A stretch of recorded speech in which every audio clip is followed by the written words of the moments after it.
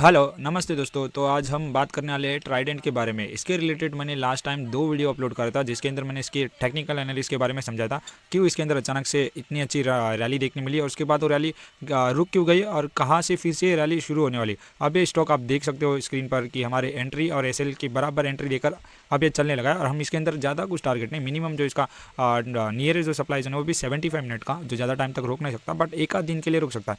But ये जो target है ना, ये शॉर्ट टर्म के लिए ऑलमोस्ट, जिन्हें यानी कि क्विक मनी बनाना होता है कि एक हफ्ते भर या 3-4 दिन या एक मतलब 2 हफ्ते के बीच के अंदर कोई ट्रेड दे दो या कोई ट्रेड मिले, ऐसा हमारी सारी ट्रेड्स एजुकेशनल पर्पज़ के लिए होते हैं। जैसे कि इन शॉर्ट कभी कोई ट्रेंडिंग स्टॉक जो हमेशा अप मूव की रैली में दे रहा है तो उसके रिलेटेड हम टेक्निकल चीज़ें बताते हैं आपको कि वो अप मूव जाता है। हमारे अगर चैनल को आपने सब्सक्राइब नहीं किया तो प्लीज़ सब्सक्राइब कर लीजिए और हमारे चैनल की जितनी वीडियोज़ है ना आप उसको देखोगे ना तो आपको और भी ज़्यादा मजा आएगा कि टेक्निकल एनालिसिस किस हिसाब से चलती है।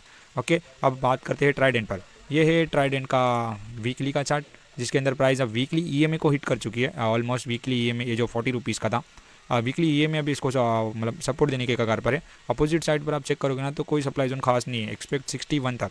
अब प्राइस 40 रुपीज़ के यहाँ से चलेगी और 60 रुपीज़ तक का इसके अंदर हम वीकली पर एग्जैक्टली डिटो, यानी कि एकदम नो शॉर्ट, ज़्यादा कुछ इशू वाला टारगेट नहीं दिख रहा है। ऑलमोस्ट 50% का रन मूव। लास्ट टाइम भी जब प्राइस यहाँ पर थी ना तो इस टाइम पे भी मैंने कहा था कि अब ये ब्रेकआउट के लिए रेडी है, ऑलमोस्ट 35-36 पर। और ये हमारा इतना तक का टारगेट था ऑलमोस्ट। तो ये इसके यहाँ पर आप देखोगे ना 51 का यहाँ पर एक टारगेट था। डेली पर मैं आपको बताता हूँ, डेली पर ये देखोगे ना, ये टॉप एरियाज था हमारा सबसे अच्छा टारगेट।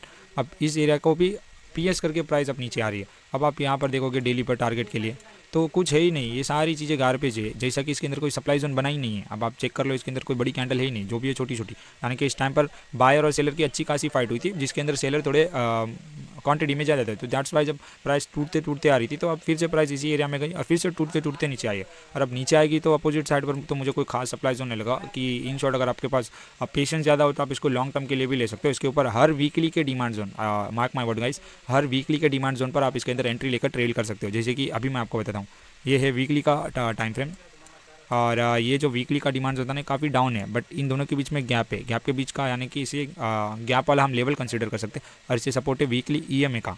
ओके, तो ये हो गया एक अच्छा खासा। और ये इन केसेस में ना हम ये भी देखते हैं कि सप्लाई जोन से प्राइस आ रही है क्या ना। अब इस केस में आप देखोगे तो अपोजिट साइड पर कुछ खास सप्लाई जोन नहीं था जहाँ से प्राइस आ रही है, नहीं आ रही, तो हम यहाँ से इसके अंदर लॉन्ग हो सकते हैं। और अगर ये भी कभी गिर जाए तो ये इस एरिया पर तो खासकर और भी ज़्यादा क्वांटिटी ऐड कर हम एवरेज कर सकते हैं, एक डाइवर्सिव पोर्टफोलियो बना सकते हैं एक ट्राइडेंट में।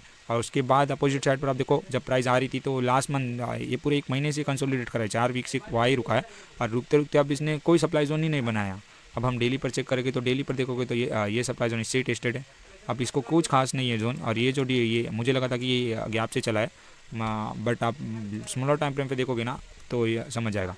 मुझे लगा था कि ये जो डिमांड जोन है ये वाला इस गैप के डिमांड जोन से चल चुका है, ऐसा लगा था। बट जब मैं इसको स्मॉलर टाइम फ्रेम पर देख रहा हूँ तो यहाँ पर कुछ नहीं, अभी तक एंट्री नहीं दी है। आज प्राइस ने अच्छी खासी एंट्री दी है, आज प्राइस ने बराबर हमारे जोन के वीक पे एंट्री दी है, जो कि वीकली को कोइंसाइड कर रहा है। अब मैं इसको चलता हूँ 75 मिनट पर, 125 मिनट पर पहला देखते हैं। एग्जैक्टली गाइस 125 मिनट पर आप इसके अंदर एंट्री देख सकते हो। और ये रही इसकी एंट्री और ये रहा इसका एसएल, जो एकदम 1.5 रुपीज़ का भी नहीं है गाइस, 1.35 रुपीज़ का एसएल है। और अपोजिट साइड पर आप देखोगे तो सप्लाई जोन कुछ खास नहीं है। अगर नियर बाय भी आप इसे कंसीडर कर सकते हो तो 50। और ये एक सप्लाई जोन अच्छा खासा तो नहीं है, बट टारगेट बुकिंग के लिए अच्छा है, जो 47 रुपीज़ के अराउंड पर है। और अब प्राइस चल रही है 42 पे अराउंड, जो हमारी एंट्री तो दे चुकी है। खैर मुझे नहीं लगता कि प्राइस इतना भी रुकेगी, थोड़ा और टाइम पास कर सकती है, यहाँ पर फिर से एंट्री देने का मौका मिल सकता है। तो आपको ऑलमोस्ट 14 to 15% तक का इसके अंदर मिनिमम टारगेट देखने मिल सकता है, जो हालांकि एक हफ्ते का इनफ टारगेट हो सकता है, एक हफ्ते 2 हफ्ते, बट इसके अंदर टाइम की कोई गारंटी नहीं गाइस, क्योंकि मार्केट कभी भी कुछ भी कर सकता है। अगर एसएल हो जाए तो फिर आप इसके अंदर एसएल ले, या तो मतलब थोड़ी क्वांटिटी सेल करें और उसके बाद अच्छे खासे ज़्यादा पैसे के साथ इसे लोअर टाइम फ्रेम पर रुक के बाय करें, यानी कि प्रॉपर वीकली के डिमांड जोन में आने पर बाय करें। और आज के लिए बस इतना ही। और ये टारगेट देख लीजिए, ये इसका टारगेट है 4:4.5:2 का इसके अंदर आपको टारगेट देखने मिल सकता है। बस आज के लिए इतना ही। Trade safe guys, happy trading.